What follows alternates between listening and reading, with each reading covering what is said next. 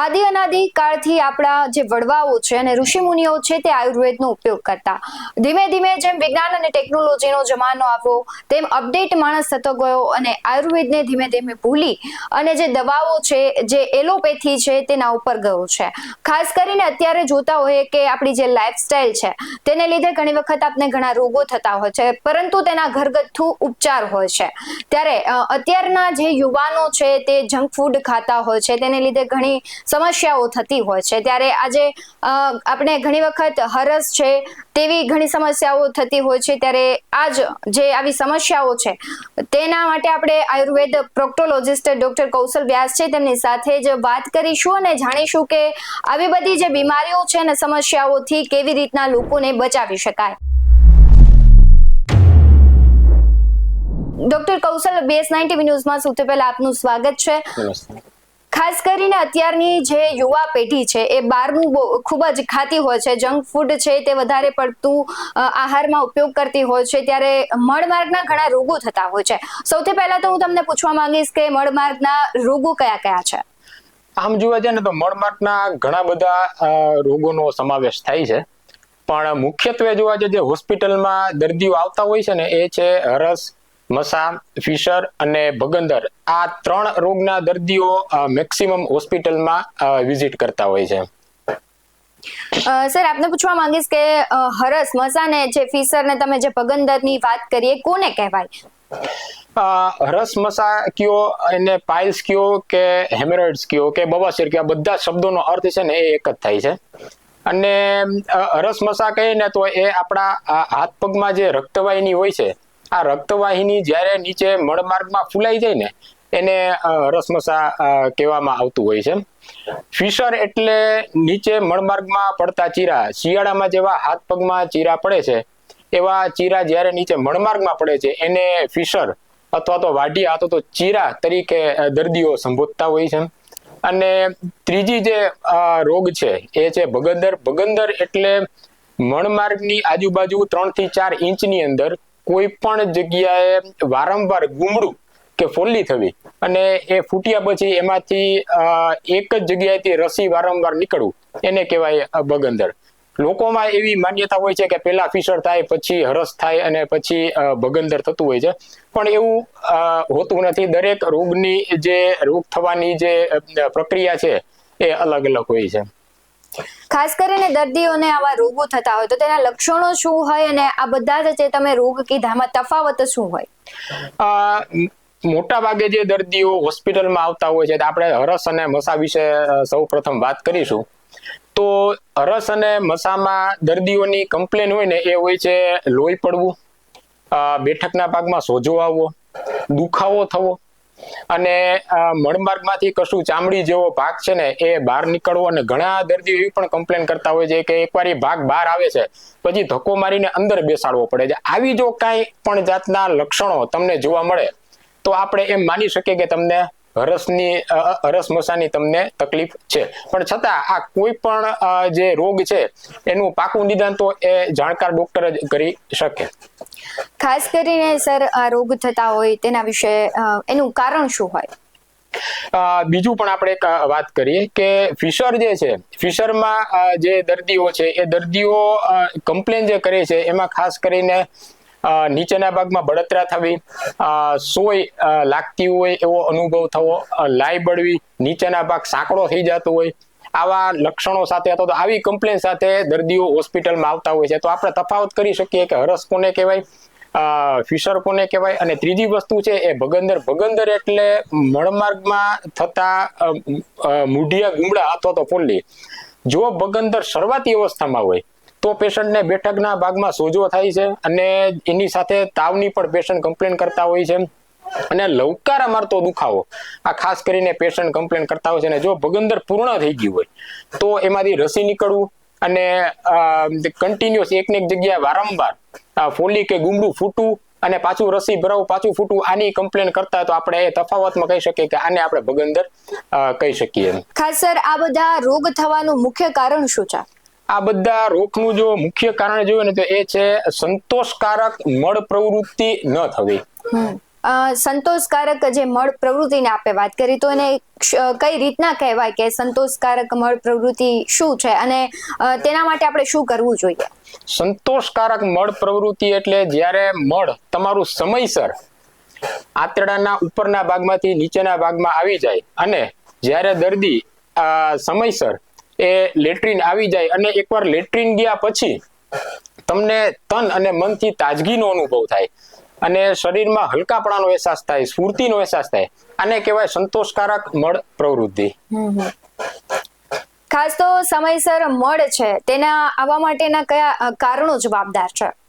સમયસર મળ પ્રવૃત્તિ માટેનું સૌથી જો મહત્વનું હોય ને એ છે આપણું આંતરડું છે ને એ 15 થી 20 ફૂટ લાંબુ હોય છે. તો એ 20 ફૂટના આંતરડામાં જે તમારા મળની યાત્રા છે, જે તમારા મળની જર્ની છે એ ખૂબ જ મહત્વની છે. એ મળની જર્ની જો સમયસર થઈ જાય, આંતરડાના ઉપરના ભાગમાંથી નીચેના ભાગ સુધી જો સમયસર મળ પહોંચી જાય તો તમને સંતોષકારક મળ પ્રવૃત્તિનો અનુભવ થાય. ખાસ કરીને સર આપણે જોઈએ કે અત્યારની લોકોની લાઈફસ્ટાઈલ છે, કપડાં છે અને ખોરાક છે તે ક્યાંક ને ક્યાંક રોગોને છે આમંત્રણ આપતું હોય છે, ત્યારે આ પ્રકારના રોગોમાં તે કેટલું અસર કરતું હોય છે? એના માટે થોડુંક હું વિસ્તારથી તમને આ જણાવીશું કે સંતોષકારક જે મળ પ્રવૃત્તિનો આપણે જે વાત કરી એની સાથે આજે તમે પ્રશ્ન પૂછ્યો એનો સીધો સંબંધ છે. સંતોષકારક મળ પ્રવૃત્તિ માટેના સૌથી જવાબદાર જે કારણો હોય ને એમાં સૌથી મુખ્ય કે સૌથી મહત્વનું જે પહેલું કારણ છે ને એ છે સમયસર પૂરતી ગાઢ ઊંઘ. સમયસર પૂરતી ગાઢ ઊંઘ, આ ત્રણેય શબ્દનો સમન્વય એવો ખૂબ જ જરૂરી છે. ખાલી સમયસરે નહીં, ખાલી પૂરતી નહીં અને ખાલી ગાઢે નહીં. આ જો ત્રણેય વસ્તુ પૂરી થાય તો તમારી ઊંઘ પૂરી થાય અને ઊંઘ પૂરી થશે તો સ્વાભાવિક છે કે આપણો જે મેઇન હેતુ છે મળને ઉપરથી નીચે સમયસર લઈ આવવા માટેનો એ પૂરો થતો આપણને જણાય. તો સૌથી મહત્વની વસ્તુ છે સમયસર પૂરતી ગાઢ ઊંઘ. બીજી વસ્તુ જે સૌથી મહત્વની છે એ છે અપચો. અપચામાં આપણે વાત કરીને તો એમાં 3 કારણ જવાબદાર છે. જે તમે લાઈફસ્ટાઈલ કીધું એ પણ એમાં એનો સમાવેશ થાય છે. સૌથી પહેલી જે વસ્તુ છે ને બધા જ લોકો જાણે છે, પણ સૌથી પહેલી જે વસ્તુ છે એ છે તમે કોઈ પણ ખોરાક લ્યો છો એ ખોરાકને ખૂબ જ ચાવીને તમારે હોજરીમાં અંદર તમારે ધક્કો મારવો જોઈએ. જો તમે ખોરાકને ચાવતા નથી તો સ્વાભાવિક છે કે આપણને બધા જ ને ખબર છે કે હોજરીની અંદર દાંત હોતા નથી અને જો ખોરાક તમે ચાવશો નહીં તો સ્વાભાવિક છે કે જે તમારા પાચક રસ, જે તમારા ગલોફામાં જે પાચક રસ હોય છે એ પાચક રસ તમારા ખોરાક સાથે મિક્સ નહીં થાય. ને અમુક પાચક રસ એવા છે કે જે પાચક રસ તમારા ચાવેલા ખોરાક સાથે મિક્સ થશે અને એ હોજરીમાં જશે તો જ અમુક પાચક રસ જે હોજરીના છે એ એક્ટિવેટ થશે. એટલે જો ખોરાક તમે પૂરો નહીં ચાવો તો સ્વાભાવિક છે કે હોજરીને તમારા જે ચાવેલો ખોરાક નથી એનું પણ કામ કરવું પડશે, જેથી હોજરીના બહુ લાંબો સમય લાગશે ખોરાકને પચાવતા. અને જો હોજરી જ લાંબો સમય લેશે તો સ્વાભાવિક છે કે આંતરડાને પણ એટલું જ લાંબુ સમય લાગશે એને પચાવવા માટે. તો આપણો જે મેઇન હેતુ છે મળને ઉપરથી નીચે લઈ આવવા માટેનો સમયસર, એ હેતુ આપણો પૂરો નહીં થાય, જેથી પ્રોબ્લેમ આપણો જે છે સંતોષકારક મળ પ્રવૃત્તિ જે થવી જોઈએ એ વસ્તુ નહીં થાય. બીજું એક તમને હું અપચામાં એક કારણ જણાવીશ કે અત્યારના જે યુવા પેઢીમાં સૌથી વધુ જે હોસ્પિટલમાં દર્દીઓ આવતા હોય છે અને અમે જમીને એમને પૂછતા હોય છે ત્યારે દર્દીઓ કહેતા હોય છે કે જ્યારે અમે પૂછી ત્યારે પેશન્ટ કે દર્દીઓ જનરલી કહેતા હોય છે કે કોઈ પણ વસ્તુ ખાય છે, માનો કે સવારનો બ્રેકફાસ્ટ લીધો, ભૂખ નથી છતાં સવારે પેશન્ટ 11 વાગે નાસ્તો કરે છે, 11 વાગ્યા પછી 1 વાગે ફરી દર્દી છે એ જમવાનું જમે છે, ફરી 4 કે 5 વાગે નાસ્તો કે ફ્રૂટ જ્યુસ લે છે, ફરી 7 કે 8 વાગે પાછું જમવાનું લે છે. એમ મલ્ટિપલ રાઉન્ડ જ્યારે ખાવાના થાય ને ત્યારે તમારી હોજરી જે ખોરાક પચાવવા માટે જે સક્ષમ રહેવી જોઈએ એ રહેતી નથી. એના કારણે શું થાય કે હોજરીમાં તમારા ખોરાકનો લોડ એટલો બધો વધી જાય જેથી હોજરીના કામ કરવામાં ખૂબ જ મહેનત પડે છે અને સમયસર જે કામ હોજરી જે કરી શકવી જોઈએ એ નથી કરી શકતી. એના કારણે આંતરડા ઉપર પણ લોડ આવે છે અને આંતરડા ઉપર લોડ આવશે તો સ્વાભાવિક છે કે આંતરડા પણ એનું કામ સમયસર નહીં કરી શકે, જેથી આપણો જે પાછો જે મેઇન હેતુ છે કે ભાઈ જે મળ સમયસર ઉપરથી નીચે આવવો જોઈએ એ આવતો નથી. અપચામાં ત્રીજું સૌથી મહત્વનું જે કારણ અત્યારના જે યુવા પેઢીમાં જોવા મળે છે એ છે જમતી વખતે કશું ના કશું બીજું અન્ય કામમાં મનને વ્યસ્ત રાખવું. જેમ કે આપણે જોયું હશે કે જમતી વખતે તમે મોબાઈલ જોતા હોય, જમતી વખતે તમે ટીવી સર્ફિંગ કરતા હોય કે તમે લેપટોપ ઉપર કામ કરતા હોય, અને આ જો વસ્તુ તમે રાખશો તો આનાથી એવું થાય છે કે તમારી જે ખાવાની નિયત ક્વોન્ટિટી છે, ક્વોન્ટિટી જનરલી તમારા જે હોજરીની પાચન શક્તિ છે એના કરતા વધુ પેટમાં જતી હોય છે, જેથી અગેન પેટમાં અપચો ઉભો થતો હોય છે. અપચાના કારણે હોજરી પાછું એનું સમયસર કામ પૂરું કરતું નથી, આંતરડા એનું સમયસર કામ પૂરું કરતા નથી, અને એ બધું જ વસ્તુ સવારે સમયસર મળ નીચે લઈ આવવામાં તકલીફ આપે છે. અત્યારમાં જોવા જઈએ તો જનરલી બાળકોને સવારનો નાસ્તો તો એમના જે વાલીઓ છે એ ખવડાવતા જ હોય છે સમયસર, પણ ભૂખ નથી છતાં જો રિસેસ પડે છે ત્યારે પણ બાળકો નાસ્તો લે છે. અને બીજી વસ્તુ કે એને નિયત સમયમાં બાળકોને જે નાસ્તો છે એ પૂરો કરવાનો હોય છે. એટલે જે પણ અપચરના કારણો કીધા આપણે, જેમ કે ખોરાકને પૂરો ચાવવો નહીં, કેપેસિટી કરતા વધુ પડતો ખોરાક ખાવો, બરાબર, આ બધી જ વસ્તુ છે ને એ ટૂંકા ગાળામાં જે જમવાની જે પ્રક્રિયા છે એને પૂરી કરવાની, એટલે બધી જ વસ્તુ જોવા મળતી હોય છે. તો આનેથી ખાસ કરીને આ વસ્તુમાં ધ્યાન રાખવું. અને ત્રીજી જે સૌથી મહત્વની વસ્તુ આમાં અપચા માટે જે જોવા મળતી હોય છે એ છે વધુ પડતો ટેન્શન અને સ્ટ્રેસ.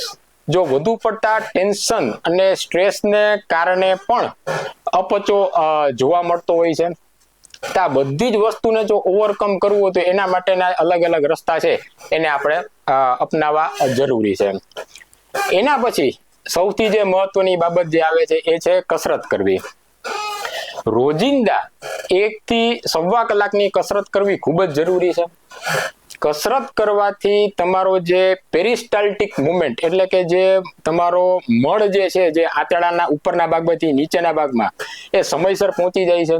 બીજી વસ્તુ જે આપણે અપચામાં વાત કરી કે વધુ પડતા ટેન્શન અને સ્ટ્રેસના કારણે જે અપચો ઊભો થાય છે એમાં પણ કસરત ખૂબ જ મોટો ફાળો ભજવે છે. કસરત કરવાથી અમુક એવા કેમિકલ્સ છે જે આપણા શરીરમાં કસરત કરવાથી આપણા શરીરમાં ઉત્પન્ન થાય છે, અને એ કેમિકલ જેમ કે એન્ડોર્ફિન, એ કેમિકલ્સ તમારા સ્ટ્રેસ હોર્મોનને ઓછો કરી નાખે છે, જેથી પણ તમને સ્ટ્રેસ છે ને એ ઓછો જોવા મળે છે. એના પછી એક હજી તમને હું વાત કરીશ આ અંગેની, એ છે રેસાવાળો ખોરાક લેવો. જી, રેસાવાળો જે ખોરાક છે રોજિંદા અત્યારના પેઢીમાં અથવા તો અત્યારના જે પેશન્ટો મારી પાસે આવે છે, આપણે એને જ્યારે વાત કરીએ તો ઓલમોસ્ટ એના રોજિંદા ખોરાકમાંથી રેસાવાળો ખોરાક ઓલમોસ્ટ નીકળી ગયો છે. તો રોજિંદા 30 થી 35 ગ્રામ રેસા તમારા ખોરાક માટે જવા ખૂબ જ જરૂરી છે. અને આ રેસાવાળો ખોરાક અગેન તમારા મળને પર્યાપ્ત માત્રામાં નીચેના ભાગમાં લઈ આવવા માટે પણ કામ કરે છે અને સમયસર પહોંચાડવામાં પણ કામ કરે છે. બીજી વસ્તુ, રેસાવાળો જે ખોરાક છે એ રેસાવાળો ખોરાક તમને લીલા શાકભાજી, ફળ ફ્રૂટ આ બંનેમાંથી ભરપૂર માત્રામાં મળે છે. અને ત્રીજી વસ્તુ કે માનો કે આ બે વસ્તુ તમે નથી લઈ શકતા પણ તો ઈસબગુલમાંથી પણ તમારી ડેઈલી રેસાની જે ક્વોન્ટિટી છે એ તમે પૂરી કરી શકો છો. એના પછી જે સૌથી મહત્વની જે બાબત છે, જે સૌથી મહત્વનો જે મુદ્દો છે એ છે પાણી પીવું. હવે મોટા ભાગના કેસમાં આપણે જોયું છે કે જ્યારે કોઈ વ્યક્તિને પાણી પીવાનું કહે તો એમ જ કહેતા હોય છે કે પાણી તો હું પૂરતા પ્રમાણમાં પીવું છું. પણ અમારી પાસે એવા ઘણા બધા પેશન્ટો આવે છે કે જે 4-4, 5-5 લીટર દિવસમાં પાણી પીવા છતાં પણ કબજિયાત અને કડક ઝાડાના કારણે દવા લેવા માટે કે બતાવવા માટે હોસ્પિટલમાં ડોક્ટર પાસે આવતા હોય છે. તો પાણી માટે આજે થોડી ચર્ચા હું એ કરીશ કે પાણીને તમે એક સામટું મોટા પ્રમાણમાં પીવું એના કરતા દર કલાકે 2 થી 3 ઘૂંટડા જો તમે પાણીના પીવો તો એનાથી શરીરને કન્ટિન્યુઅસ હાઇડ્રેશન મળતું રહેશે. તમારો મળ છે એને ઉપરથી નીચે લેવાનો જે આપણો મેઇન હેતુ છે એ પણ હેતુ તમારો પૂરો થઈ જશે. મળ તમારો ઢીલો રહેશે અને જે સમયસર થોડું પાણી પીતા રહેવાથી ઓવરઓલ તમારી પાચન શક્તિ પણ સારી રહેશે. જેથી ખાસ કરીને જે લોકોને કબજિયાતની તકલીફ હોય અને આગળનો મળ ખૂબ જ કડક આવતો હોય એવા લોકોને સવારે 10 થી 12 અને સાંજે 4 થી 7 આ બે સમયમાં મેક્સિમમ પાણી પીવું જરૂરી છે. હવે જો આ જે પણ વસ્તુ મેં તમને કીધી એ જો વસ્તુ સમયસર ન થાય તો સ્વાભાવિક છે કે મળ ઉપરથી નીચે સુધી જે આંતરડામાં સમયસર આવવો જોઈએ, પર્યાપ્ત માત્રામાં આવવો જોઈએ, એકદમ ઇઝીલી આવવો જોઈએ, એ નહીં આવે. અને એ જો નહીં આવે તો એના માટે તમારે રેચક દવાનો ઉપયોગ કરવો પડે છે. હવે એક મોટું અપચાનું કારણ એ છે કે બિનજરૂરી રેચક દવાનો ઉપયોગ. આજે હું અહીંયા તમને 2 થી 3 અલગ અલગ દાખલા આપીશું કે ચાહે એ રેચક દવા આયુર્વેદિક હોય કે બીજી કોઈ પણ પેથીની હોય, જો તમે એને લાંબો સમય ચાલુ રાખો તો પછી એના ઉપર જ તમારે નિર્ભર થઈ જવું પડે છે. એક દાખલો તમને આપીશું કે 2007 નો આ એક દર્દી છે, ફિમેલ પેશન્ટ, ઉંમર વર્ષ 45. અને મને હજી યાદ છે કે એ દર્દી ગુરુવારે સાંજે 5:30 વાગે લગભગ એનો ફોન આવ્યો છે. અને પેશન્ટ પુનાનું હતું કે ડોક્ટર સાહેબ કબજિયાતની મને તકલીફ છે અને મારે કબજિયાત માટે તમને બતાવવા માટે આવવું છે, તો મને શનિવારનો કોઈ એવો સમય આપો કે સમયસર હું ત્યાં હોસ્પિટલે આવી જાઉં, મારું કન્સલ્ટેશન થઈ અને પાછી હું રાત થતા હું મારા ઘરે પુના પાછી પહોંચી જાઉં. મેં પેશન્ટને સમય સવારે 10:30 વાગ્યાનો આપી દીધો. ફોન રાખ્યા પછી મને એક પ્રશ્ન એવો થયો કે સામાન્ય કબજિયાત માટે દર્દી પુનાથી મને બતાવવા માટે અહીંયા સુધી શું કામ આવે છે? નિયત સમય પ્રમાણે 10:30 વાગે દર્દી આવી ગયો અને દર્દીએ એની મને વાત રજૂ કરી કે હું જ્યારે 25 વર્ષની હતી ત્યારે મને ખીલની તકલીફ હતી, મને માસિકની તકલીફ હતી, ફિમેલ પેશન્ટ હતું, મોંમાંથી દુર્ગંધ આવતી, ઝાડો સાફ આવતો નહોતો, કબજિયાતની તકલીફ હતી, સાથે પાચન શક્તિનો પણ પ્રોબ્લેમ હતો. એવા ઘણા બધા નાના મોટા પ્રોબ્લેમ હતા અને ઘણી બધા ડોક્ટરો પાસે મેં આના અંગે દવા પણ લીધી, પણ દવા અમુક સમય ફાયદો કરે પછી પાછો પ્રશ્ન હતો ત્યાં આવીને ઉભો રહી જતો. છેલ્લે કંટાળીને મેં મારી મમ્મીને વાત કરી તો મમ્મીએ મને એવું કહ્યું કે હરડે કે હિમેજ, જે આયુર્વેદમાં આપણે એક લેક્ઝેટિવ તરીકે ઉપયોગ કરતા હોઈએ છીએ, એનો ઉપયોગ તું બેટા ચાલુ કરી દે. અને હરડે છે ને એ બીજી માતા સમાન કહેવાય. હરડે ચાલુ કર્યા પછી મારા જેટલા પ્રશ્નો હતા તે બધા જ પ્રશ્નો 7 થી 8 મહિનામાં કમ્પ્લીટ સોલ્વ થઈ ગયા. અને એટલું બધું સારું મને લાગ્યું કે હરડે બંધ કરવાના બદલે હરડે મેં ચાલુ રાખી. એ કારણ છે કે ભવિષ્યમાં પાછા આવા કોઈ પણ પ્રોબ્લેમ ન થાય, જેમ કે ખીલ છે કે માસિકની તકલીફ છે. અને આજે 45 વર્ષની ઉંમરે આજે એક એવી તકલીફ છે કે હરડે વગર હવે મને ચાલતું નથી. તો તરત મેં પેશન્ટને કીધું કે ભાઈ જો આટલા સમયથી, લાંબા સમયથી તમે જો હરીતકી કે હરડે તમે જો લેતા હોય તો હવે આને એક સામટી તો આપણે બંધ કરી શકવાના નથી. તો 1 કે 2 ગોળી જો તમે લેતા હોય તો આપણે ધીરે ધીરે કરતા એને આપણે બંધ કરીશું. એના માટે થોડું હું તમને સલાહ સૂચન આપીશ આ અંગે. તો પેશન્ટે મને તરત કીધું કે ડોક્ટર સાહેબ પ્રોબ્લેમ 1 કે 2 ગોળીનો નથી. જ્યારે મારી 25 વર્ષની ઉંમર હતી ત્યારે મેં 1 ગોળી હરડેથી મેં ચાલુ કરેલું હતું. આજે 45 વર્ષની ઉંમરે મારે રોજની 26 ગોળી હરડે લેવી પડે છે. અને એ પણ જો હું હરડેની ગોળી રાત્રે લઉં તો મારે 2 થી 3 વખત રાત્રે ઉઠવું પડે છે. અને જો હું હરડેની ગોળીની ક્વોન્ટિટી ઘટાડી દઉં તો સવારે ઝાડો સાફ આવતો નથી, જેથી મારે સવારે 5 વાગે ઉઠી 25 થી 26 ગોળી હરડેની લેવી પડે છે, તો જ મને 4 થી 5 વખતમાં ઝાડો સાફ આવે છે.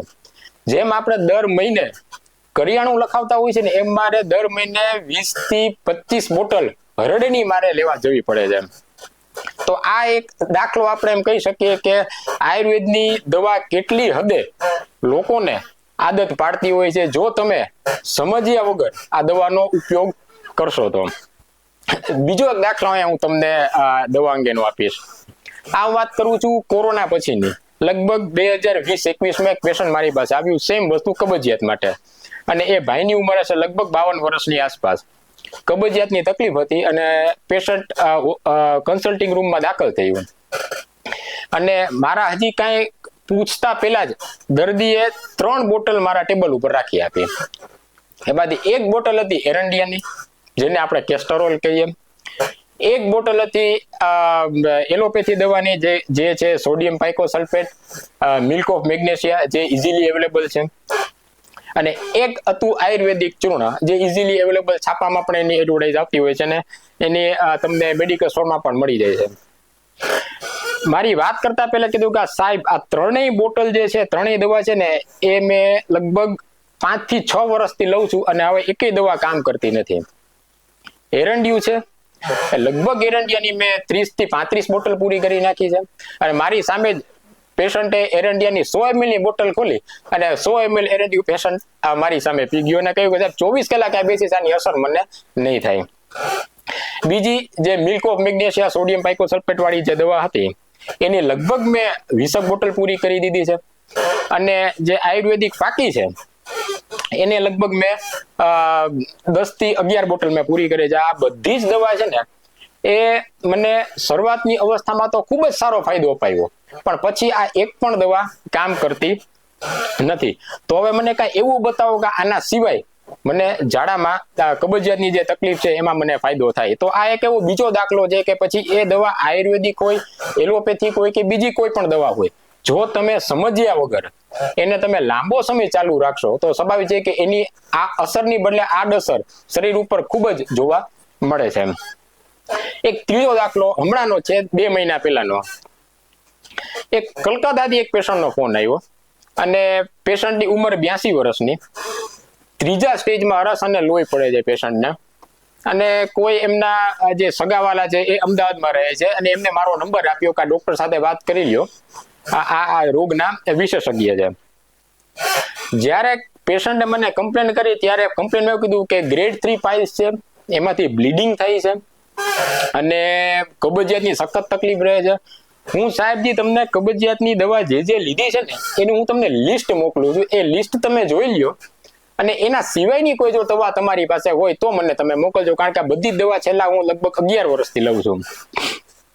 એટલે પેશન્ટે મને લિસ્ટ મોકલ્યું, લગભગ 29 દવા એને લખીને મોકલી લીધી. એમાં બધી જ દવા, જેટલી એલોપેથી છે, જેટલી આયુર્વેદિક છે કે જેટલી હોમિયોપેથી છે, બધી જ દવાનો અંદર હતો. હવે પરિસ્થિતિ એ થાય છે કે જો દવાની ક્વોન્ટિટી વધારી દે તો પેશન્ટને ઝાડા થઈ જાય છે, લોહી પડવાની પ્રક્રિયા ચાલુ રહે છે. અને જો ક્વોન્ટિટી ઘટાડી દે તો સ્વાભાવિક છે કે ઝાડો જો એવો સાફ આવતો નથી, આખો દિવસ બેચેની લાગે છે, એસિડિટી થાય છે. એટલે અત્યારે પેશન્ટ એટલી બધી ફિક્સમાં છે કે શું કરવું ને એ ખબર પડતી નથી. અને ઓછામાં ઓછા 10 થી 12 ગેસ્ટ્રોએન્ટરોલોજીસ્ટ બીજા બધા જ ડોક્ટરને એને બતાવી ચૂક્યા છે. એટલે આ 3 દાખલાથી હું એટલું તમને ચોક્કસ કહી શકું કે જો બિનજરૂરી રેચક દવાનો ઉપયોગ લાંબો સમય તમે કરશો સમજ્યા વગર, ડોક્ટરની સલાહ વગર, તો તમે ખૂબ જ હેરાન થશો. જે પ્રમાણે સરે વાત કરી કે બિનજરૂરી દવાઓ છે, આપણે ઘણી વખત એવું કહેતા હોય કે 1-2 દવા છે એનાથી સારું નથી, વધારે ગોળી લઈ લે, પણ વધારે લેવાથી પણ ઘણી વખત તમને છે એની આડઅસર થતી હોય છે. એટલા માટે જે પ્રમાણે ડોક્ટર કહે તે પ્રમાણે દવાઓ લેવી જોઈએ. અને ખાસ અત્યારે આયુર્વેદિક તરફ છે આખો પેઢીઓ છે તે વળી છે. પહેલા પણ જે આયુર્વેદનો ઉપયોગ કરતા હતા, હવે ધીમે ધીમે લોકો આયુર્વેદ તરફ વળ્યા છે. ત્યારે ખાસ જે આ પ્રકારની બીમારીઓ છે ત્યારે આયુર્વેદની જે દવાઓ લેવામાં આવે તો ધીમે ધીમે એ રોગથી આપણે બચી શકીએ. ખાસ તો સર આપ જોડાયા અને દર્શક મિત્રોને ખૂબ સરસ માહિતી આપી તે બદલ આપનો ધન્યવાદ. નમસ્કાર.